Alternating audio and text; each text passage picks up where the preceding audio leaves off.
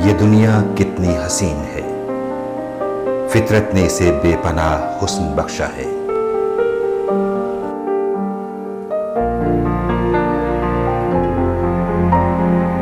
مگر ہماری اپنی لاپرواہی اور غفلت کی وجہ سے فطرت کا یہ حسن ماند پڑ رہا ہے۔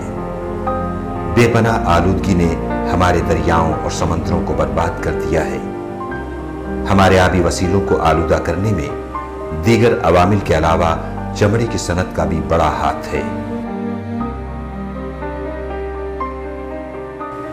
چمڑے اور اس کی مصنوعات کا شمار پاکستان کی چند اہم برآمدی اشیاء میں ہوتا ہے، جس سے ہر سال کروڑوں ڈالر کا زر مبادلہ حاصل کیا جاتا ہے۔ اس وقت ملک میں تقریباً 600 سے زائد چمڑا تیار کرنے کے کارخانے کام کر رہے ہیں، جن میں 200 کارخانے کراچی میں کورنگی کے صنعتی علاقے میں واقع ہیں۔ پاکستان کے چمڑے کا معیار ہی اس کی بین الاقوامی مانگ کی بڑی وجہ ہے۔ تاہم اب WTO کے تحت بین الاقوامی تجارتی اداروں نے مطالبہ کیا ہے کہ چمڑے کی پیداوار ماحولیات سے متعلق ضوابط اور معیار کے مطابق کی جائے۔ آنے والے برسوں میں اگر ان مطالبوں پر سنجیدگی سے توجہ نہ دی گئی تو پاکستانی چمڑے اور اس کی مصنوعات کو بین الاقوامی منڈی میں قبول نہیں کیا جائے گا، جس سے وطن عزیز کو قیمتی زر مبادلہ کا حصول خاصا مشکل ہوگا۔ بین الاقوامی منڈی میں پاکستانی چمڑے اور اس کی مصنوعات کی برآمدات میں اضافہ اور اسے برقرار رکھنے کے لیے اب ہر پیداواری یونٹ کے لیے ماحولیاتی نظام پر عمل درآمد ناگزیر ہو چکا ہے۔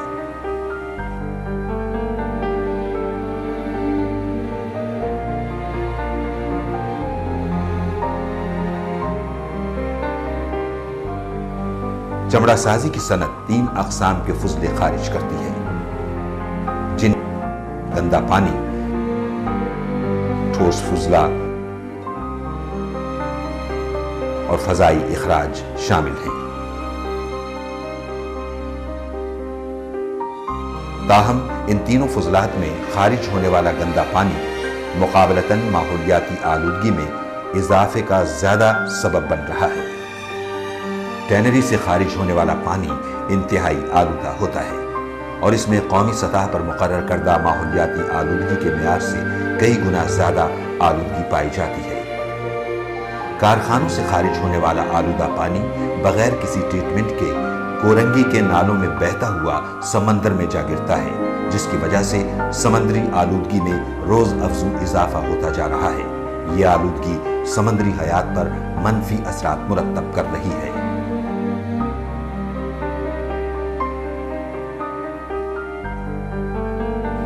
پاکستان ٹینرز ایسوسی ایشن نے اس مسئلے کی اہمیت کو محسوس کرتے ہوئے سن 1994 میں کورنگی کی ٹینریز کی ماحولیاتی بہتری کے لیے ایک جامع پروگرام کا آغاز کیا ہے۔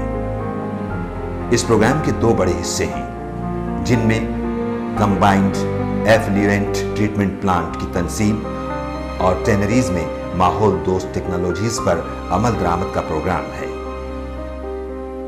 پروگرام کے پہلے حصے پر عمل کرتے ہوئے 50 کروڑ روپے کی لاگت سے کمبائنڈ ایفلوئنٹ ٹریٹمنٹ پلانٹ کی تعمیر کا بڑا مرحلہ مکمل ہو گیا ہے، جس کا قابل ذکر پہلو یہ ہے کہ نجی شعبے میں پہلی بار ماحول سے متعلق اتنے بڑے منصوبے پر کام کیا گیا۔ اپنی نوعیت کے اعتبار سے یہ ملک کی صنعت کے لیے ماحول کی بہتری کے مثالی منصوبے کا کردار ادا کرے گا۔ جبکہ پروگرام کے دوسرے حصے کلینر ٹیکنالوجی پروگرام کا بنیادی مقصد کورنگی کی ٹینریز میں ماحولیاتی مسائل کو کم لاگت اور قابل عمل انداز میں حل کرنا ہے۔ پروگرام کے بنیادی اجزاء میں ماحولیاتی آڈٹ، کلینر ٹیکنالوجیز کا نفاذ، سیلف مانیٹرنگ اینڈ رپورٹنگ پر عمل درآمد شامل ہے۔ اس کے ساتھ ساتھ چمڑے کے کارخانوں میں انفرادی اور اجتماعی طور پر ٹھوس فضلات یعنی کچرے کو مناسب طریقے سے ٹھکانے لگانے کا انتظام، انوائرمنٹل مینجمنٹ سسٹم کے قیام اور عملے کو مختلف امور سے متعلق تربیت فراہم کرنا شامل ہے۔ دراصل اس پروجیکٹ کا بنیادی مقصد کورنگی کے چمڑا سازی کے کارخانوں کو نیشنل انوائرمنٹل کوالٹی اسٹینڈرڈ اور انوائرمنٹل مینجمنٹ سسٹم کی सर्टिफिकेशन के काबिल बनाना है। क्लीनर प्रोडक्शन ऑप्शन या माहौल दोस्त तराकीब ऐसा अमल है जो न सिर्फ तकनीकी लिहाज से सादा और आसान है बल्कि सस्ता भी है। इस तरीक़े अमल को इख्तियार करके माहौलियाती बल्कि मुआशी फ़वाइद भी हासिल होते हैं। इसके अलावा इन तराकीब की मदद से टैनरीज को माहौल दोस्त बनाया जा सकता है और इसकी मसनूआत की बढ़ती हुई मांग को भी बरकरार रखा जा सकता है। चमड़ा साजी के सबब पैदा होने वाली माहौलियाती आलूदगी की रोकथाम के लिए शफ़ाफ पैदावारी तरीक़ों पर अमल करना निहायत ज़रूरी है। इन तरीक़ों में खालों की मौजू कटाई, नमक झाड़ना, ग्रीन फ्लैशिंग, बालों को महफूज करना, लाइम फ्लोट का दोबारा इस्तेमाल, कार्बन डाइऑक्साइड से डिलाइमिंग, पिकल का दोबारा इस्तेमाल, क्रोम की बाजियाबी और दोबारा इस्तेमाल, लेबॉरेटरी का क़याम, बिजली की बचत, माहौल दोस्त केमिकल्स का इस्तेमाल और पानी की बचत जैसे काम शामिल हैं। खालों की मौजू कटाई। चमड़ा साजी के पहले मरहले में खालों को टैनरी तक पहुंचाया जाता है और चमड़ा साजी के किसी भी अमल से पहले खालों को मुनासिब शक्ल में लाने के लिए अतराफ से गैर जरूरी हिस्सों को काटा जाता है। इन खालों की मखसूस तरीके से कटाई करके इनके वजन में कमी की जा सकती है, जिसके नतीजे में पैदावारी लागत में कमी वाक़ई होगी। नमक झाड़ना। खालों को खराब होने से बचाने के लिए इन पर नमक लगाया जाता है। सोकिंग के अमल से पहले खालों पर लगे नमक को अगर अच्छी तरह से झाड़ कर जमा कर लिया जाए तो इससे बहुत से फवायद हासिल किए जा सकते हैं। यानी खालों की धुलाई की मद में सर्फ होने वाले पानी की मिकदार में नुमायां कमी की जा सकती है। इसके अलावा खालों के वजन में कमी की वजह से सोकिंग और लाइमिंग में इस्तेमाल होने वाले केमिकल्स की मिकदार की भी बचत की जा सकती है। लिहाजा इस अमल के नतीजे में खारिज होने वाले पानी में केमिकल्स और नमक की कम मिकदार होगी, जो माहौलियाती आलूदगी को कम करने में मुआविन साबित होगी और केमिकल्स की मुनासिब मिकदार के इस्तेमाल के बाइस चमड़े की क्वालिटी मजीद बेहतर होगी। Green flashing. टैनरीज में आमतौर पर फ्लैशिंग का अमल लाइमिंग के बाद किया जाता है।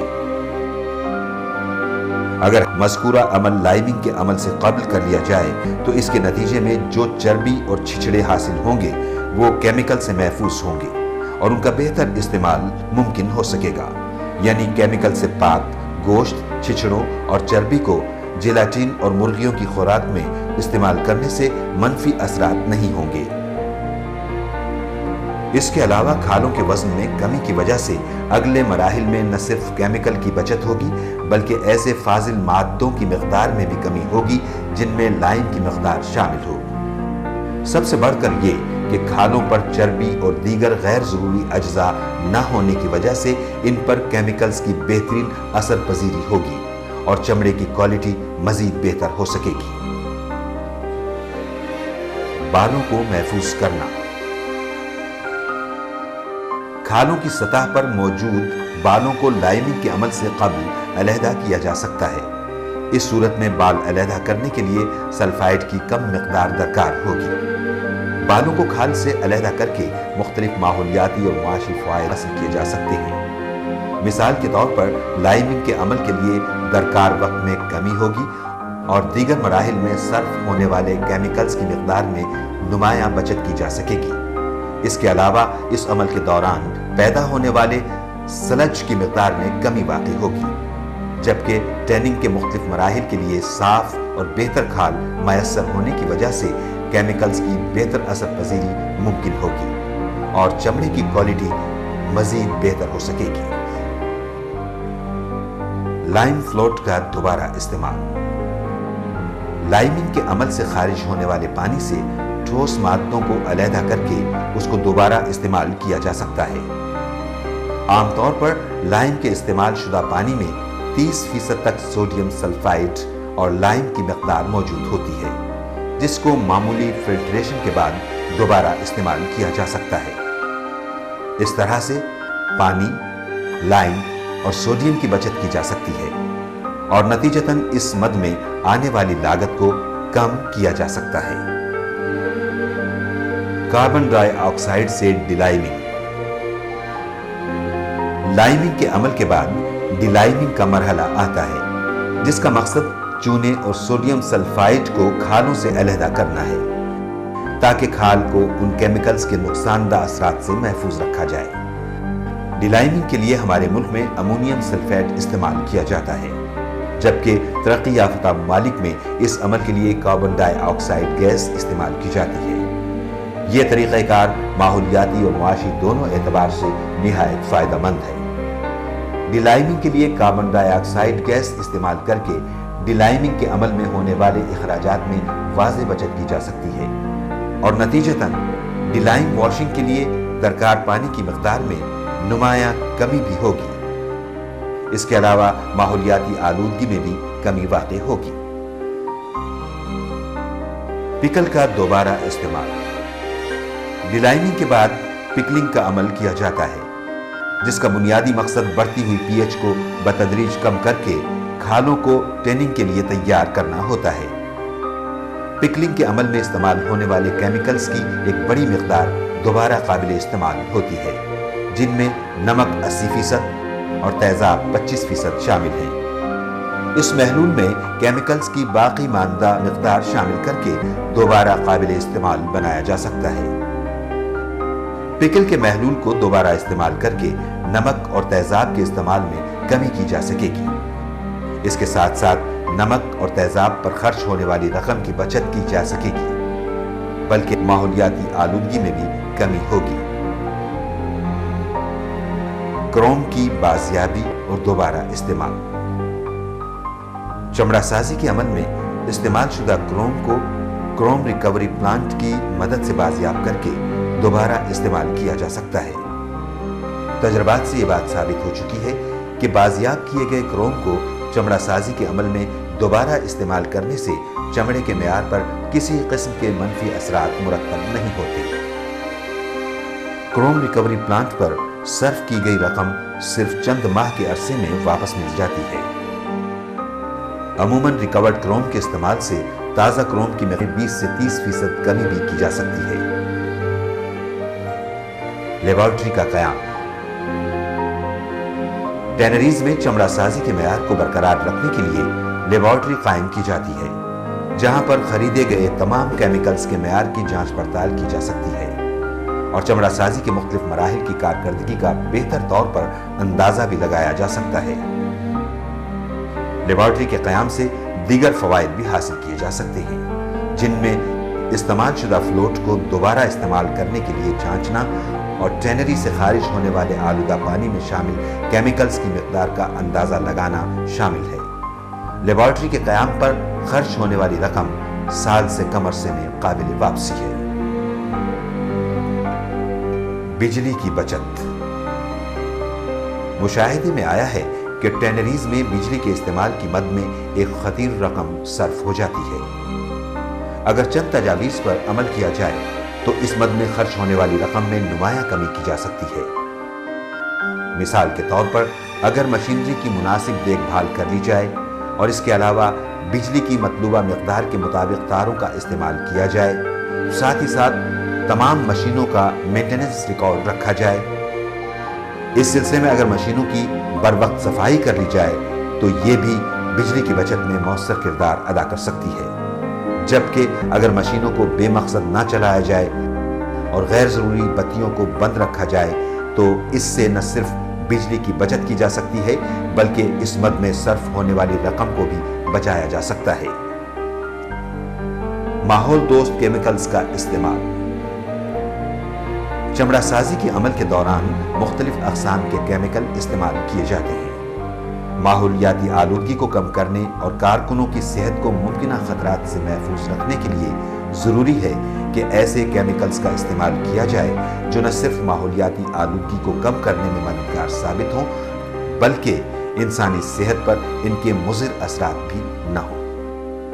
مثال کے طور پر سلفائڈ کی جگہ اینزائمز کا استعمال کیا جائے اور بایو ڈیگریڈیبل حل پذیر سرفیکٹینٹس کو استعمال کیا جائے تو یہ کوشش ماحول کو آلودگی سے بچانے میں معاون ثابت ہوگی۔ پانی کی بچت۔ چمڑا سازی کے عمل میں پانی کا استعمال وافر مقدار میں ہوتا ہے۔ اکثر ٹینریز پانی کی ضروریات پوری کرنے کے لیے ٹینکر کا پانی استعمال کرتی ہیں، جس پر خطیر رقم خرچ ہوتی ہے۔ اس مد میں خرچ ہونے والی رقم کو نہایت سادہ اور آسان تجاویز پر عمل کر کے بچایا جا سکتا ہے۔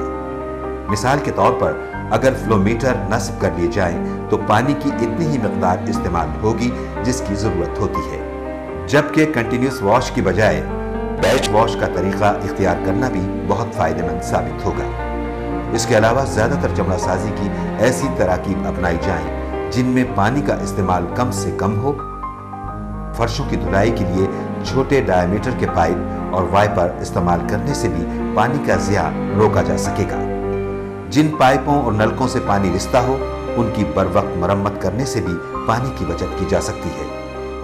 اس کے علاوہ جہاں تک ممکن ہو سکے استعمال شدہ پانی کو دوبارہ استعمال کرنا چاہیے۔ شفاف یا کلینر ٹیکنالوجی پر عمل درآمد خود ہمارے اپنے مفاد میں ہے۔